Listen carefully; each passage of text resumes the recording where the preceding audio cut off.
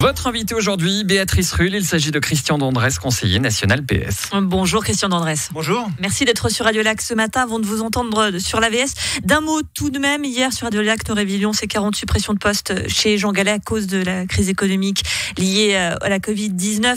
Il y a forcément des annonces qui se multiplient, des restructurations et il y a une nouvelle angoisse qui monte, la possibilité de la fin des RHT en fin d'année. Vous, en tant que conseiller national, est-ce que vous seriez pour une prolongation de ces RHT qui serait un vrai bol d'air pour des professions comme les restaurateurs? Mais évidemment, je pense qu'il faut continuer à travailler sur les voies qui ont été ouvertes par le Conseil fédéral, qui a mis en place des petites assurances sociales, notamment des APG pour les indépendants.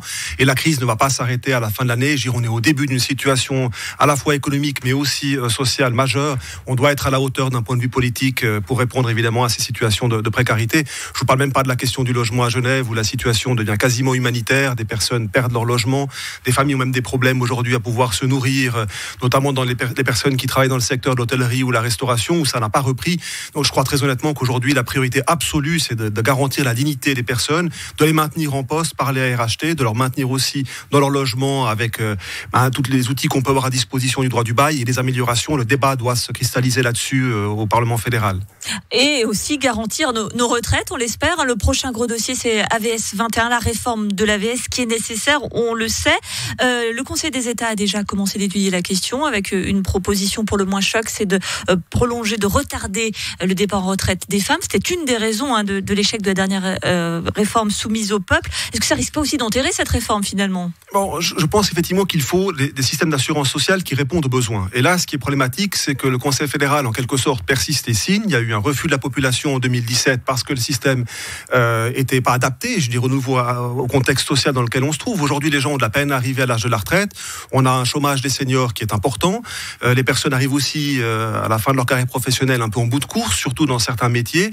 Et donc, il n'est pas acceptable justement d'avoir des assurances sociales qui péjorent encore et qui discriminent ceux qui le sont déjà. Financer nos retraites. Je suis une femme, je vous avouerai que ça me fait pas plaisir de travailler plus longtemps, mais j'entends aussi que pour que le système fonctionne, j'espère avoir une espérance de vie quand même un petit peu prolongée après mon âge de retraite. J'entends aussi qu'il va peut-être falloir que je donne un petit coup de pouce à la société. C'est un système, en fait, l'AVS, qui est très social, puisqu'en fait, il ponctionne par la cotisation l'intégralité des salaires sans plafonnement. Par contre, la rente, elle, est plafonnée.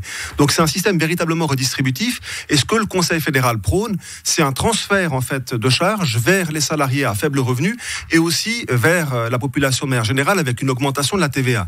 Donc, moi, je pense qu'il faut travailler sur la base du système actuel, examiner, c'est une question que j'ai posée au Conseil fédéral, il y a répondu lors de la dernière session, combien ça coûterait de maintenir le système en place avec l'âge légal de la retraite à 64 ans, 65 pour les hommes sans perte de retraite. Et en fait, les chiffres qui ont été communiqués, à mon avis, nous permettent d'aller de l'avant. C'est 0,45% de cotisation, ça fait pour le salaire médian genevois à 7 400 francs, c'est 30 francs par mois, et vous pourriez effectivement maintenir le système actuel.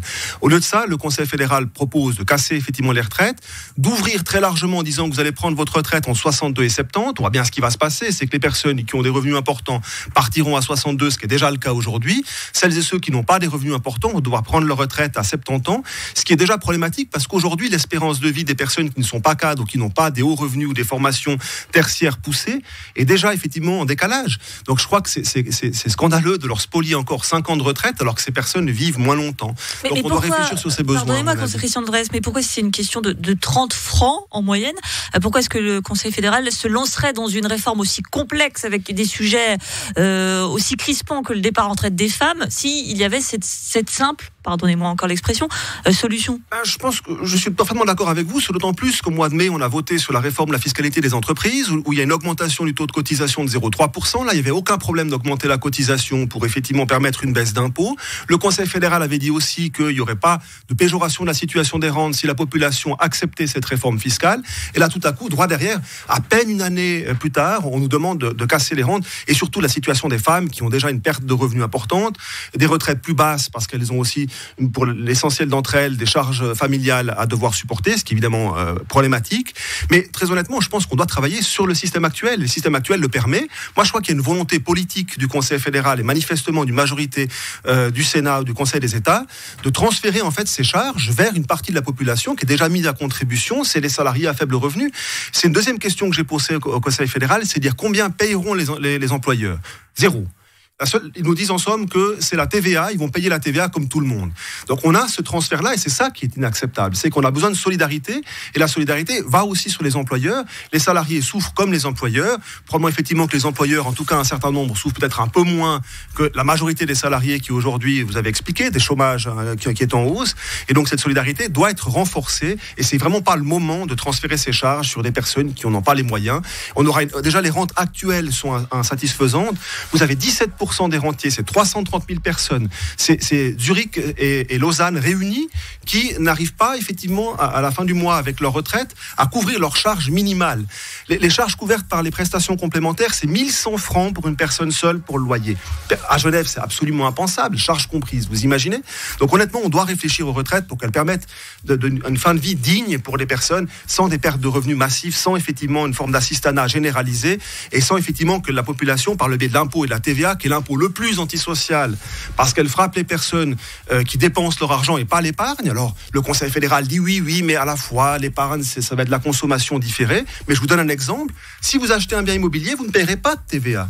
Donc, franchement, il faut repenser l'intégralité, effectivement, de cette réforme dans une approche qui est une approche sociale qui correspond aux besoins de la population actuelle. Un débat qui s'annonce très intense et déjà très argumenté de votre part, Christian D'Andrés, conseiller national socialiste. Merci à vous d'avoir été sur Radio Lac ce matin. Merci.